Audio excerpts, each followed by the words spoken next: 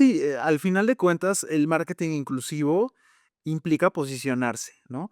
Así como hoy estamos viendo un gran número de empresas que están decidiendo posicionarse ante una indiferencia o ante eliminar políticas de diversidad e inclusión, yo estoy seguro también que la historia en algún punto les va a pasar la factura, ¿no? Y muchos negocios han tenido un boom, por ejemplo, por la manera en la que hacen un comercial en TikTok o suben un video en TikTok, ¿no? Me estoy pensando mucho en uno que acabo de ver, que creo que, o sea, es de Latinoamérica, ¿no? Ujú. Pero contratan, pues, a un chavo, número uno moreno, número uno no tenía el cuerpazo, digamos, o sea, es una persona común y corriente, pero tenía la actitud hasta acá. A lo mejor en esta tradición de las empresas de decir: "Ya sabemos lo que hacemos, ya sabemos a quién se lo vendemos", pues, no se dan cuenta que las nuevas generaciones están adquiriendo también poder adquisitivo. Creo que hace falta más gente que tenga ese compromiso, más gente que represente, porque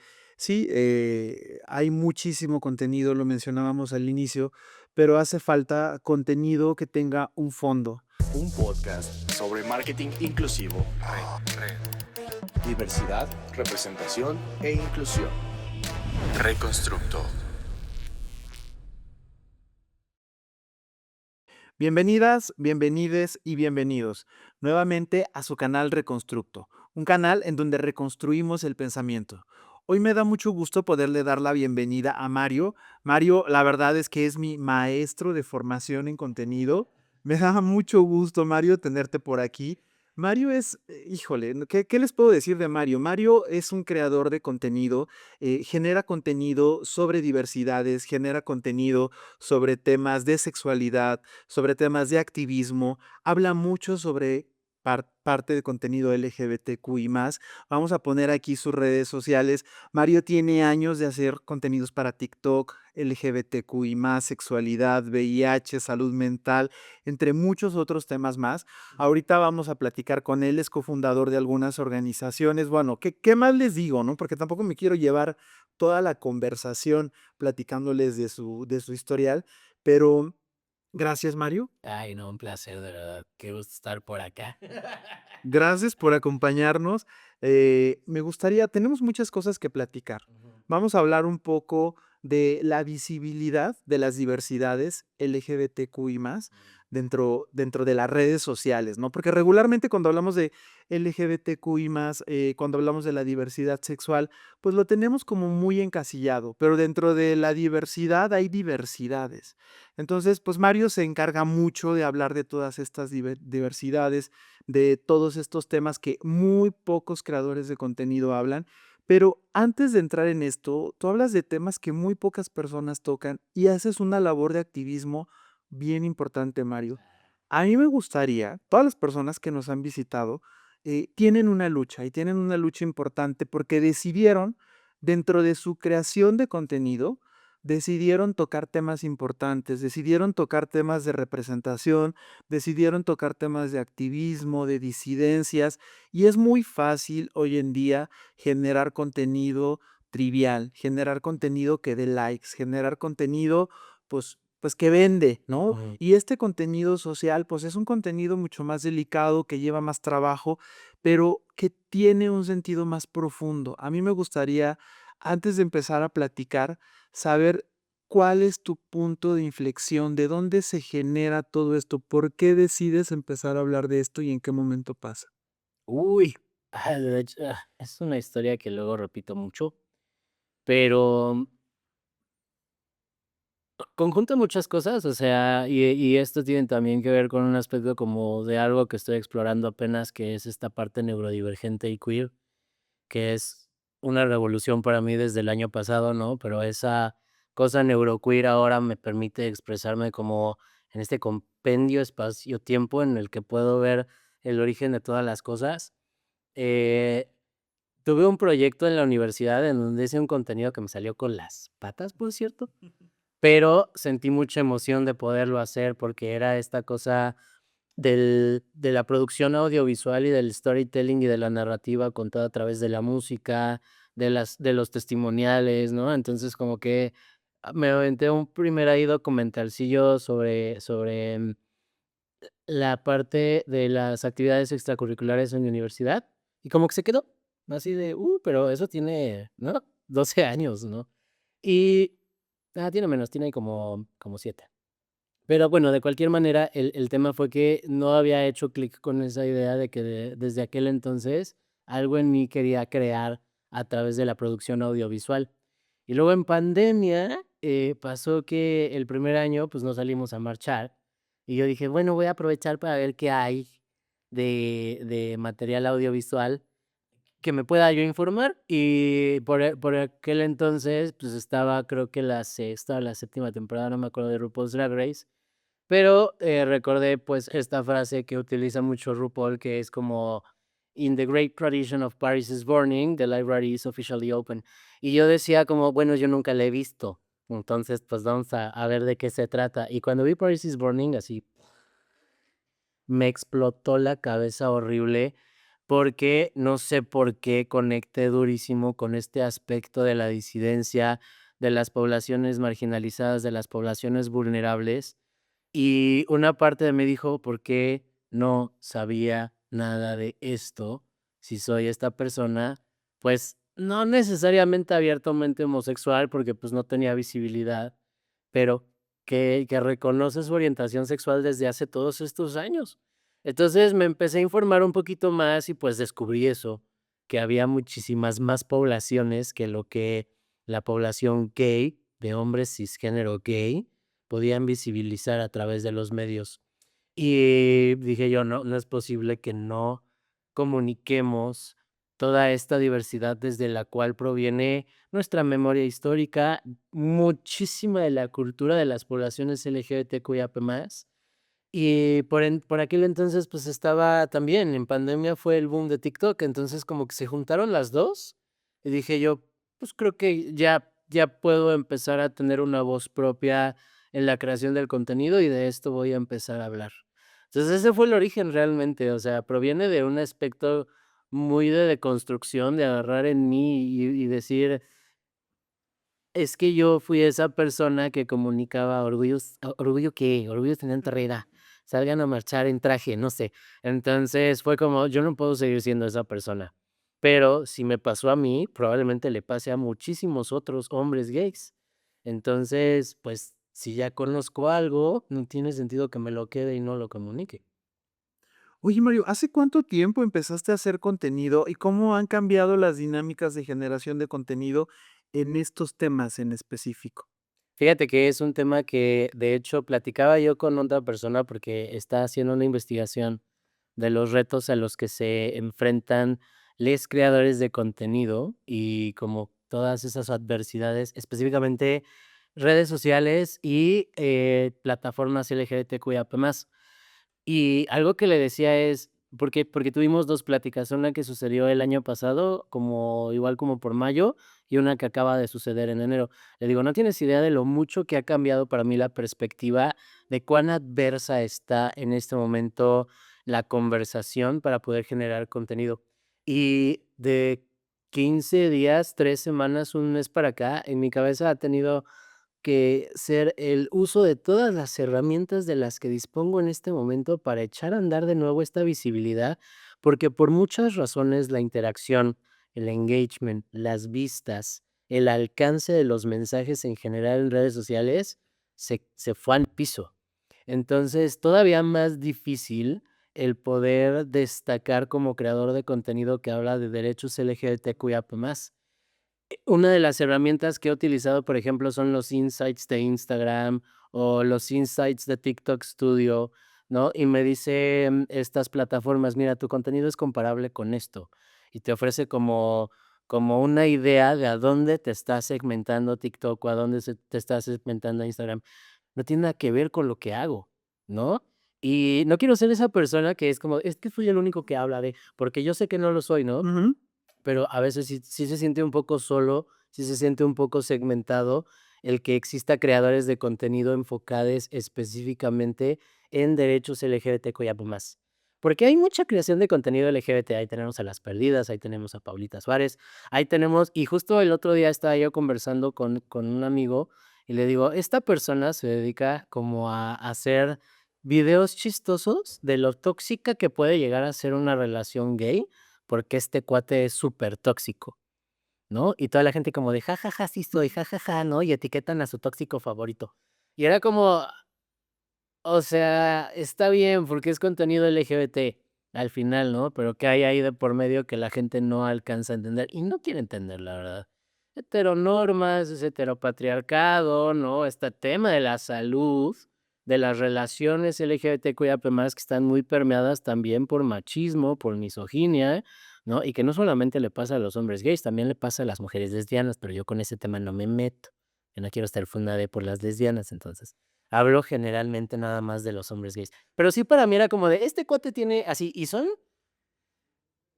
estereotípicamente hablando, hombres gays cisgénero blancos, que tienen también esta cosa como de lo que se conoce como los mariclones, entonces se parecen entre novios, ¿no? Y ahí está, es como este comportamiento tóxico que tengo con mi pareja y todo el mundo como de, ah, qué chistoso, y yo como de, el subtexto de la narrativa, ¿no? Entonces, ha sido difícil y más todavía en estos días por todo el contexto social, político que se ha presentado. Es todo un reto. Y para mí sigue siendo ese tema de seguir viendo de dónde saco hilo negro, porque yo sé que no lo voy a inventar, pero a ver de dónde lo saco para poder seguir visibilizando contenido. Entonces, es un reto actualmente. Particularmente este tema creo que es muy relevante enero, febrero 2025, porque estamos on fire con derechos humanos. Totalmente. Las cosas están cambiando, el algoritmo es capitalista, Mm. da preferencia a contenidos que no necesariamente son los contenidos, pues, que son más relevantes en ciertas cuestiones sociales, educativas para las personas. Pero comentabas algo bien importante. Hay mucha representación ya a comparación de hace algunos años de las comunidades diversas, en específico de la comunidad LGBTQI+, pero no hay una representación equitativa. Hay muchas comunidades que no están representadas. Justamente, y para las marcas, entrando un poco en este tema de la comunicación, las personas que hacemos marketing nos damos cuenta que, pues, siempre está representado el hombre cisgénero, blanco, muchas veces hasta con un hijo, ¿no?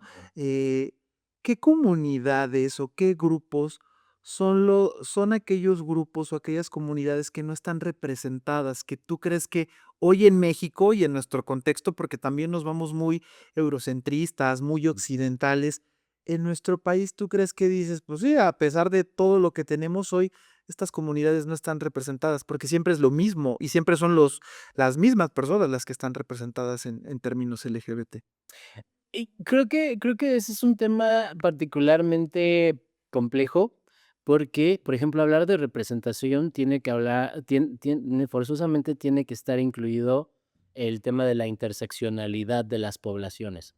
Entonces, sé que es un contrapunte, probablemente, el que se genere marketing o se genere, publicidad específicamente para algunas poblaciones, pero creo que tiene que ver con, particularmente, pues, a qué le apuntan las empresas, ¿no? Entonces, si su producto no está orientado para cualquiera de estas poblaciones, entiendo que no exista la necesidad o el interés de las empresas de representarlas en su publicidad y de atraer ese público. Ahora, el tema, que es como la oportunidad desperdiciada, pues, es ese que no están representadas y tampoco están generando esta retroalimentación por parte de la audiencia de explorar la posibilidad de jalar a esa audiencia de forma respetuosa y de forma incluyente, por supuesto, al producto, ¿no? Yo creo que la gente, y pasa esto que es como que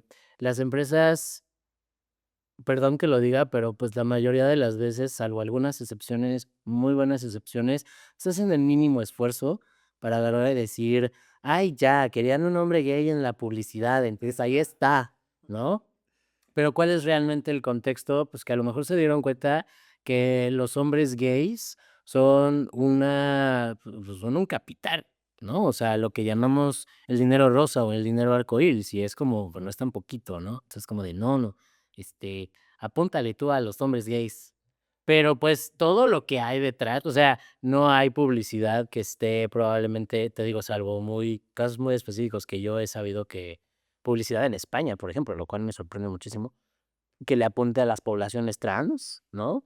Pero es como de tienen que ver con todo este problema de infraestructura, de que ni siquiera existe una cuantificación de cuál pudiera llegar a ser el poder adquisitivo de las personas trans, porque no está en el interés ni en el ojo de gobierno, de asociaciones, de cualquier nivel que tú quieras imaginarte, de empezar a ponerle atención de esa forma estructural a estas poblaciones.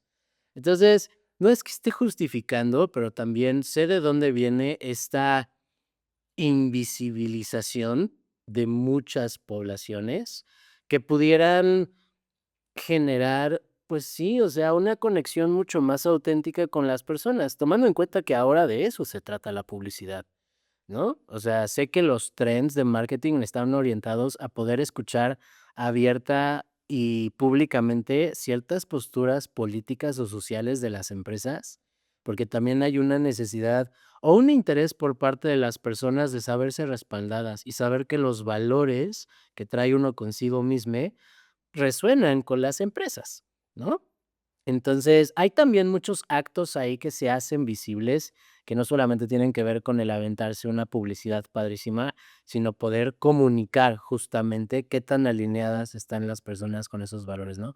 Yo, por ejemplo, lo puedo ver con Ben& Jerry's. Ben& Jerry's hace un trabajo excepcional y siempre ha sido, y es una postura de los dueños de las cosas van a ser así, nosotros apoyamos así y vamos e incidimos de esta y esta y esta manera.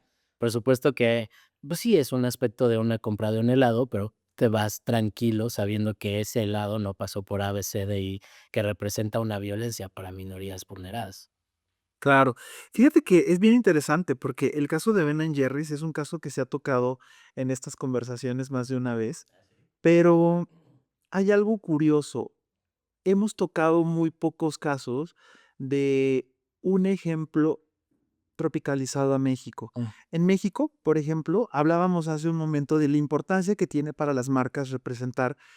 Hoy estamos muy en la diversidad LGBT, pero en México más del 70% de las personas tenemos piel morena, de acuerdo a COPRED. Hay muchísimas personas que pertenecen a otras diversidades que no necesariamente son hombres gays, personas de pueblos originarios, pero que las marcas, por algún motivo, deciden no tocarlas. Temas, por ejemplo, de lo que tú tocas mucho, que son temas de salud sexual, de VIH, de algunos otros temas.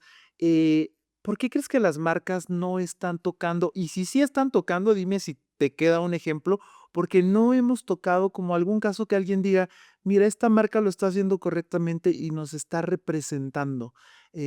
¿Por qué crees que no está pasando y a qué le temen las marcas al no tocar estas poblaciones?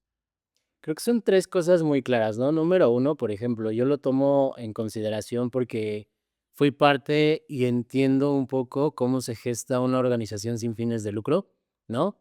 Ninguna empresa es una organización sin fines de lucro. Entonces, ¿a qué le van a tirar primariamente? Pues, si es una megacorporación, por ejemplo, a los intereses de la junta directiva, ¿no?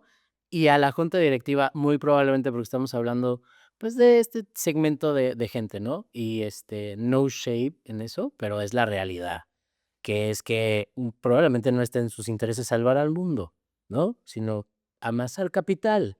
Entonces, pues, ya desde ahí, pues, lo que se baja y lo que se permea, pues, no creo que esté alineado con una necesidad de cierto progreso social, salvo que ese chip lo traiga la mesa directiva y diga: "Okey, pero vamos a destinar esto específicamente", ¿no?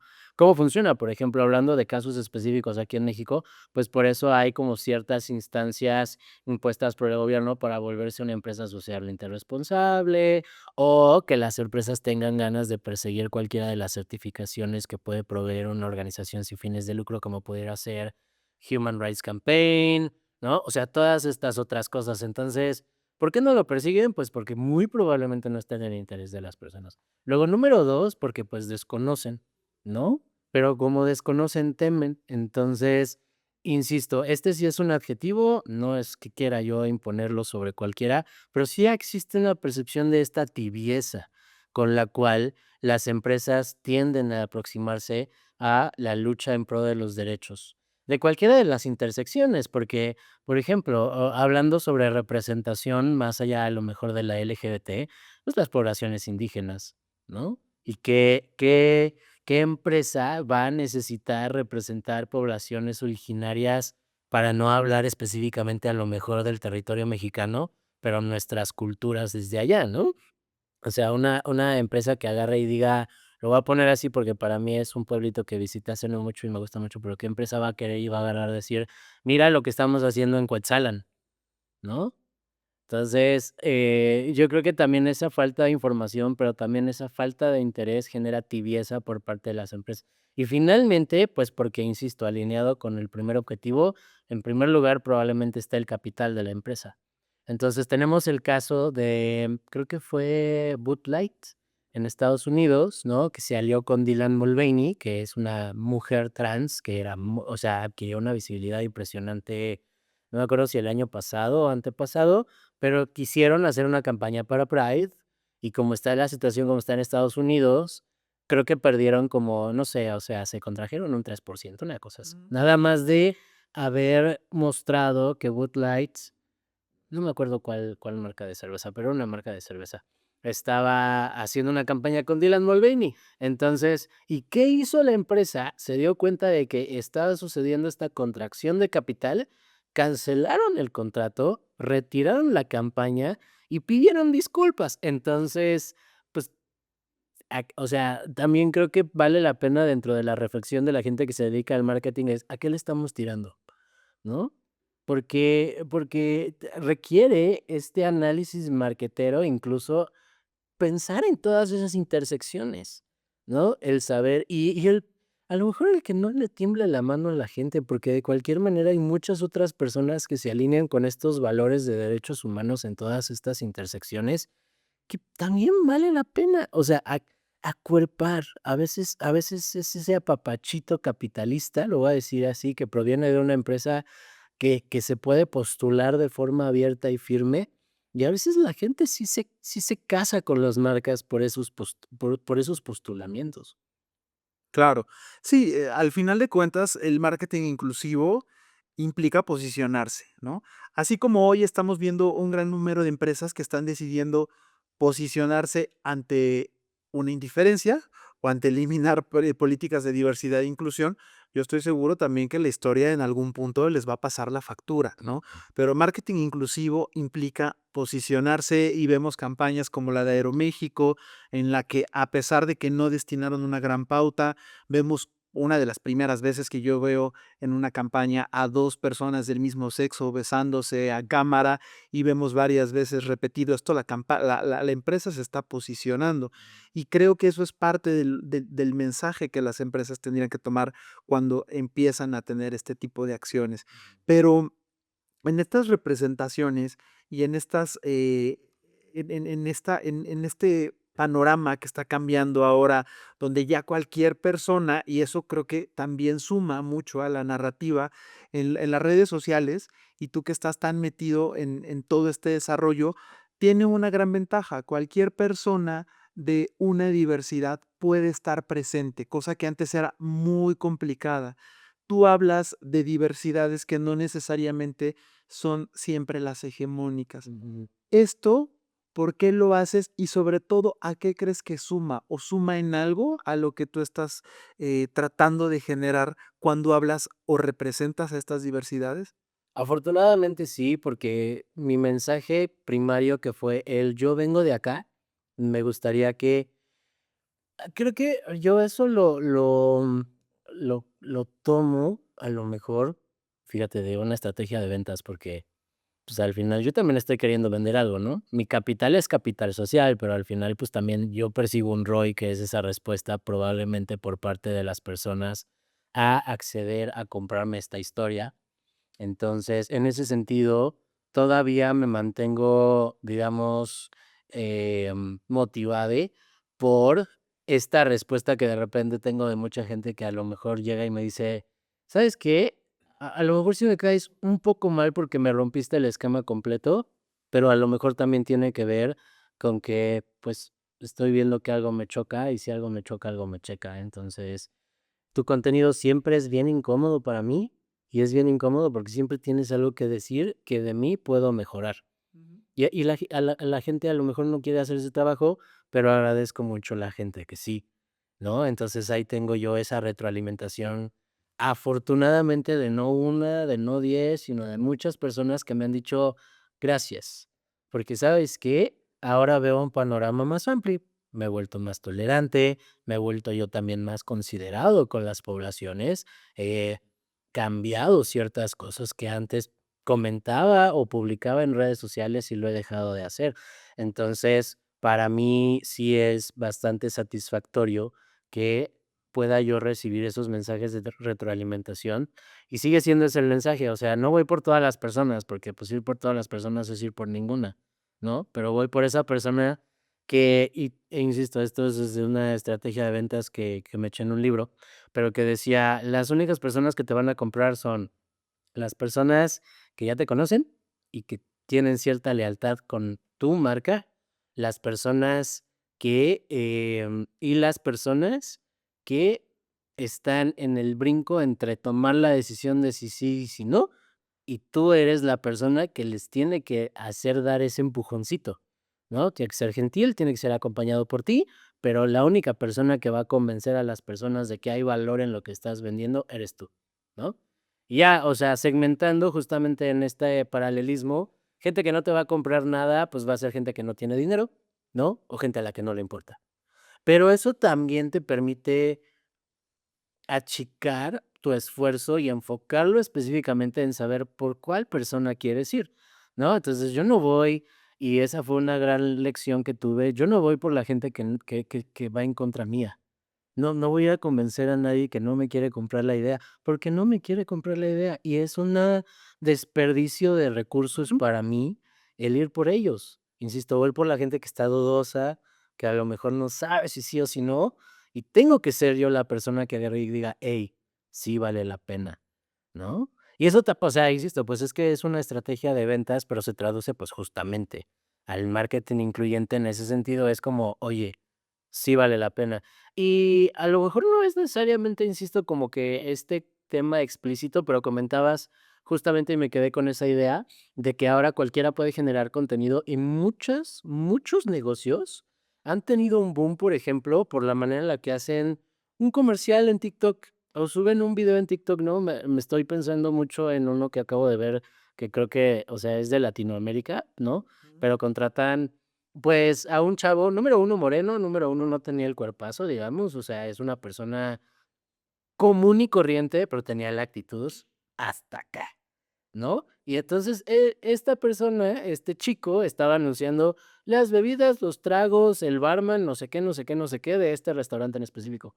Millones de likes, millones de likes, por las empresas atreverse a hacer algo diferente, pero no diferente nada más como mira este nuevo formato de contenido, sino de haber decidido, en vez de cualquier otra persona, contratar a este chavo, que claramente se ve que es, por ejemplo, de la comunidad, que tiene la actitud hasta acá, ¿no? Y al final eso también jala, porque eso es hacer las cosas distintas también en 2025. Totalmente, totalmente. Y es atreverse, como tú dices, a explorar nuevos formatos, a generar nuevas visualizaciones. Pero tú decías, yo voy por cierto tipo de mercado, yo voy por cierto tipo de seguidores. A mí me gustaría mucho entender, Mario, ¿cuál es tu lucha hoy? ¿Cuál es tu objetivo hoy en redes sociales? ¿Tiene que ver con algo social? ¿Tiene que ver con algo comercial? Porque también me comentabas, hoy cada día el algoritmo, pues es como más infame, ¿no? En temas de lo que nos deja, lo que no nos deja. Pero ¿cuál es tu lucha? Creo que te digo que es principalmente la causa social, sigue siendo ir por esta gente que resuena en mi mensaje de decir: "Traigo toda esta formación, traigo toda esta desinformación, tengo cero perspectiva, pero hay alguien que me digiere la información, que me la viene y que me la presenta, entonces de ahí me nutro", ¿no?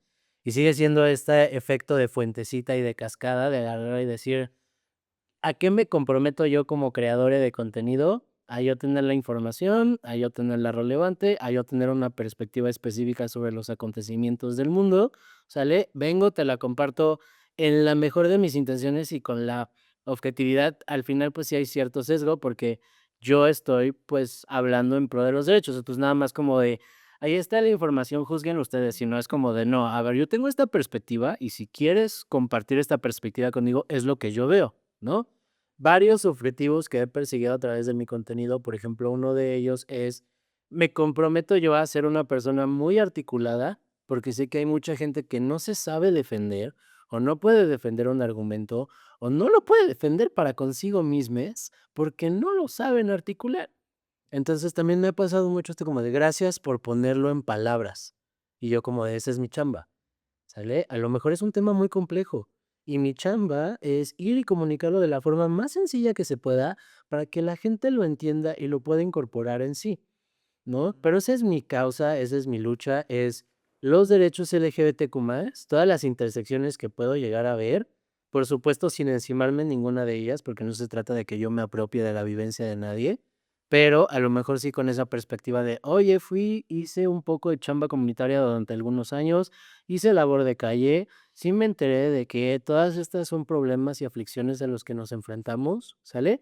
Y finalmente también tratar de proporcionar esta perspectiva de que no todo se está yendo al carajo, perdón por la palabra, porque, eso es como un poco, como el libro de Factfulness, ¿no? O sea, es como de, el mundo está horrible, y es como de, mira, también vamos a anclarnos todo lo que podemos de las pequeñas luchas y los pequeños progresos que hay día con día, porque a lo mejor el panorama en general puede verse terrible, pero hay estos pequeños destellos de luz, ¿no? ¿Y qué pasa? Que es como se pueden morir si no los vemos, ¿no? Entonces, también mi interés un poco es llevar esa lucecita que yo nada más agarro y digo: "Mira, yo creo que esto me sacó una sonrisa, tiene que ver con derechos humanos, las cosas no están tan difíciles, requerimos estas herramientas, vamos a seguir compartiendo esta información para que la gente las adquiera", porque al final, pues, es una consigna y una convicción mía, que el tejido social se forma y se gesta y se nutre desde lo comunitario. Entonces, pues tengo toda la intención de ver cómo le hacemos para hacer comunidad hasta la última de sus consecuencias. Y partimos de ahí. Es súper loable. Y fíjate que hablando de esto, alrededor, bueno, más del 80% de las personas millennials y centennials, de acuerdo a un estudio de Meta, no se ven representadas en la comunicación. Una comunicación correcta, una representación correcta, ¿en qué crees que impacta estas diversidades? ¿Cuál es el impacto final? Porque al final, muchas veces, y sobre todo hablando en estos temas de marketing, de publicidades, bueno, pues sí, qué padre que ya pusieron el cuerpo, qué padre que ya pusieron a la persona, pero ¿en qué impacta desde tu óptica a las personas en el día a día? ¿En qué me impactaría a mí, yo que estoy yendo a la universidad, a la prepa o haciendo mis cosas? ¿A mí eso qué, en qué me suma? Pues, o sea, por ejemplo, porque hablando como particularmente de estrategias de marketing, y lo sé porque manejamos una campaña el año pasado para una fiesta, ¿no?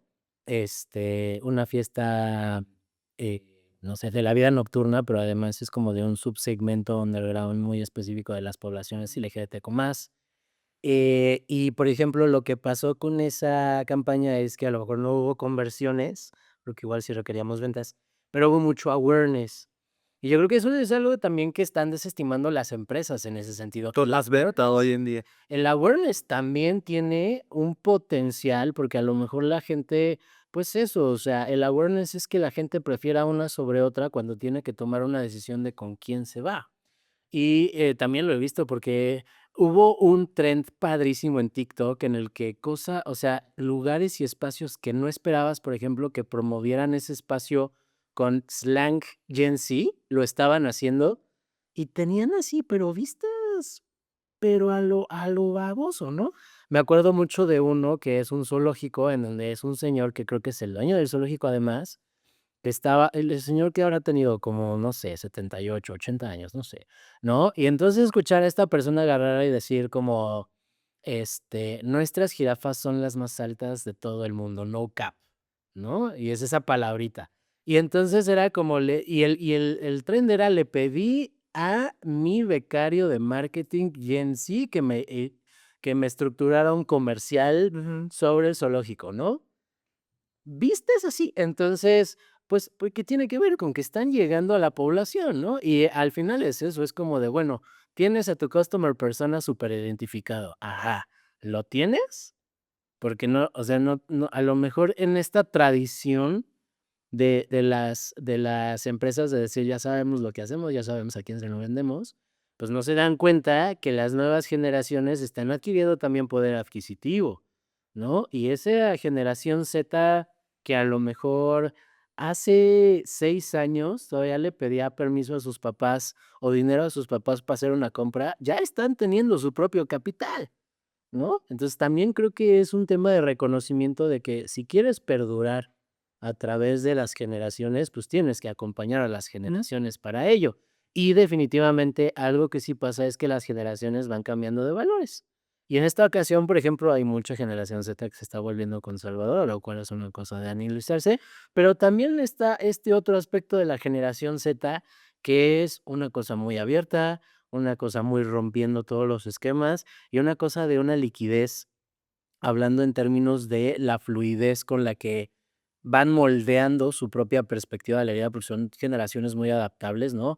Si las empresas no se dan el permiso de fluir con esa generación, pues probablemente terminen medio invisibilizadas las empresas, más que la propia población a la que quieren apuntarle.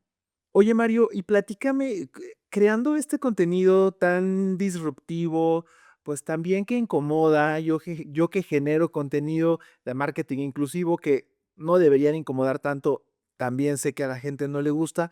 ¿Cuáles han sido los mayores desafíos, violencias o problemas que has enfrentado? Uy. Yo creo que el primero, pero supongo que tiene que ver con el aprendizaje de cada vez ir comunicando mejor las ideas, las funas.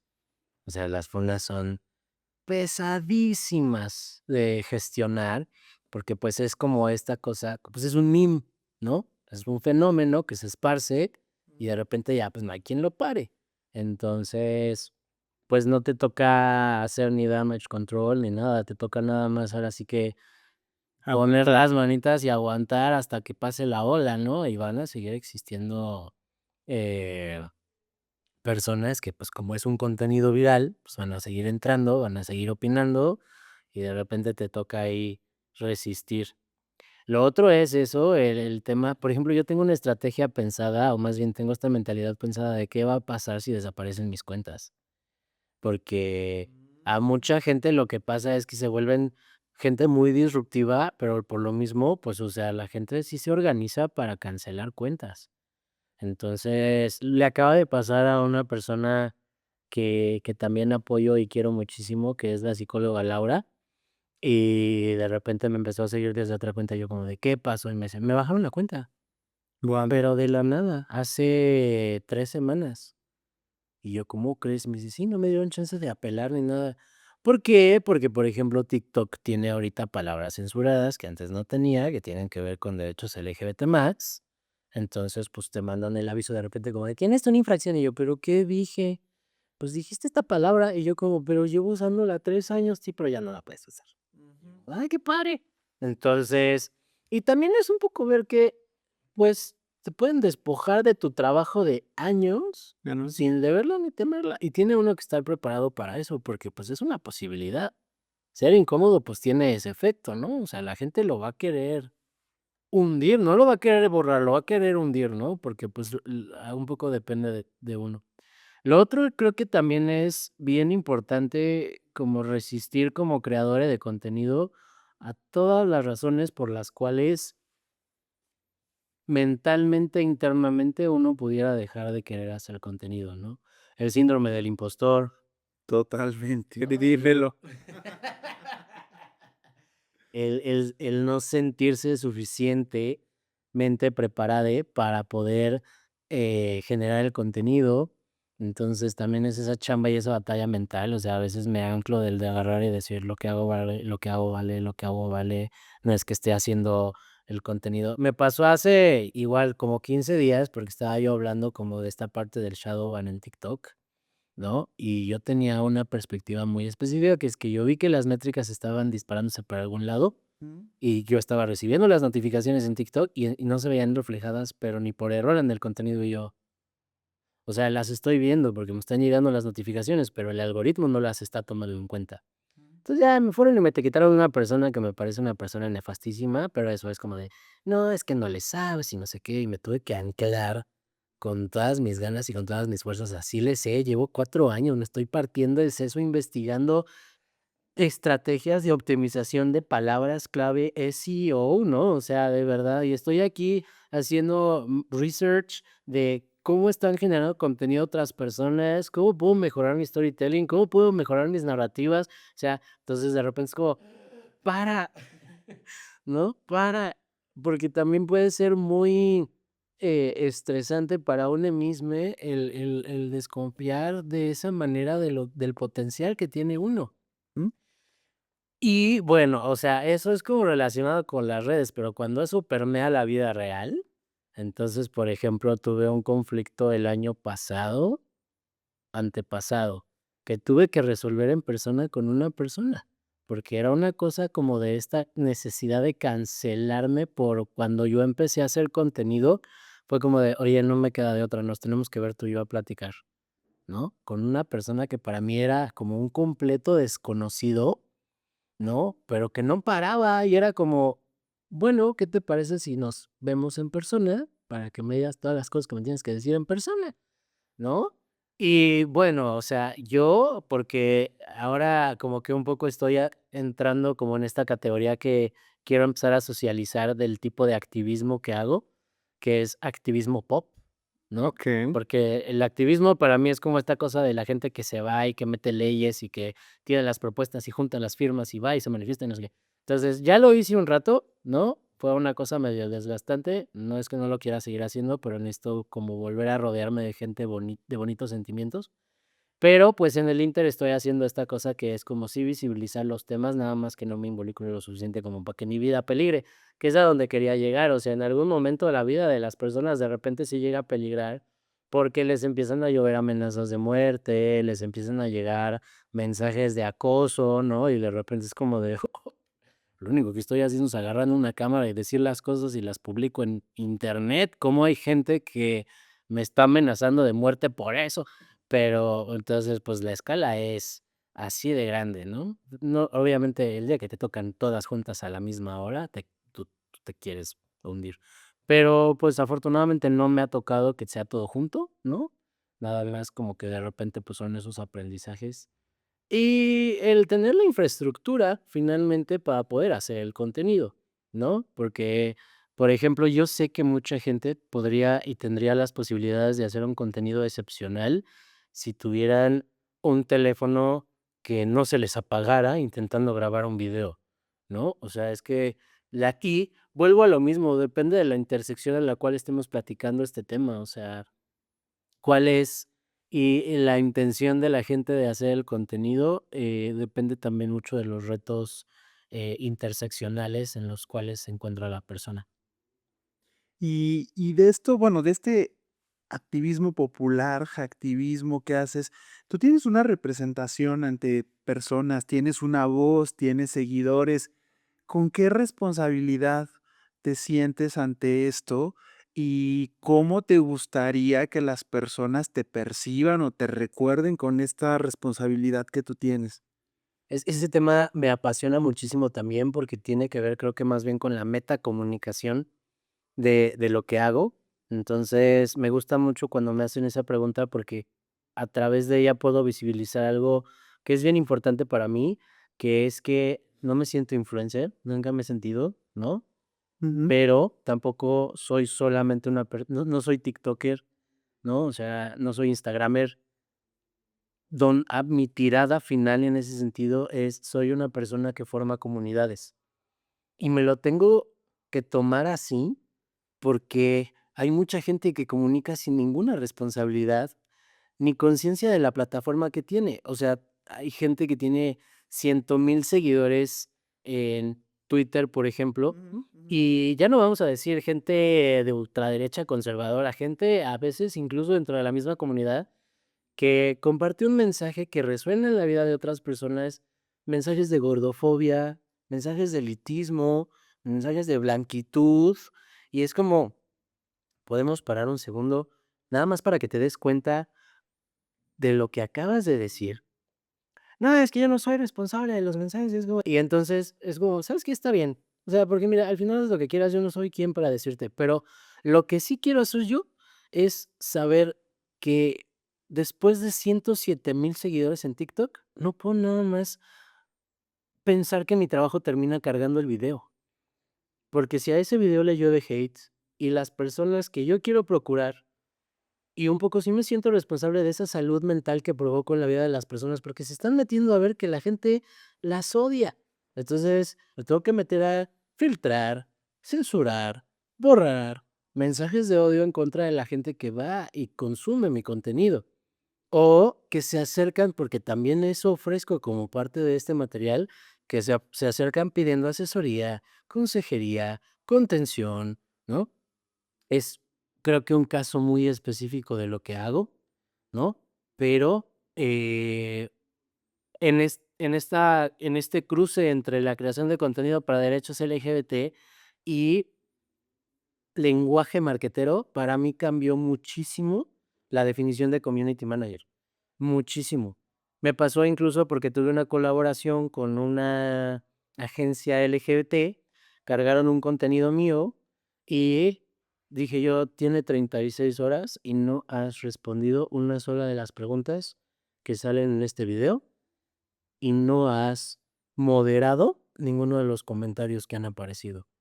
Entonces, date cuenta también que eso a ti también te impacta, porque puede acabar este contenido que tú dijiste, ay, qué padre, está súper pop, del lado equivocado de las redes sociales, ya por tantita estrategia, ¿no? Pues tienes que meterte a moderar interacciones, ¿no? Y más hablando de derechos humanos, porque pues es un tema bien delicado, un tema que incomoda.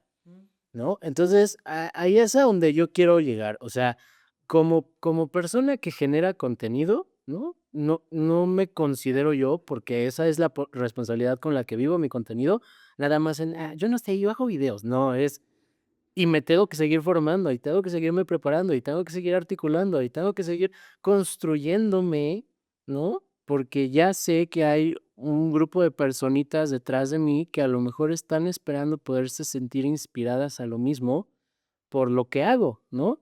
Sin afán de treparme en un ladrillo, porque de verdad no es eso, es esa responsabilidad para mí, si quiero. Y eso yo lo jalo de otro libro que recomiendo muchísimo, que últimamente ha estado muy presente en mi vida, que se llama Tribes o Tribus, de un autor que se llama Seth Godin.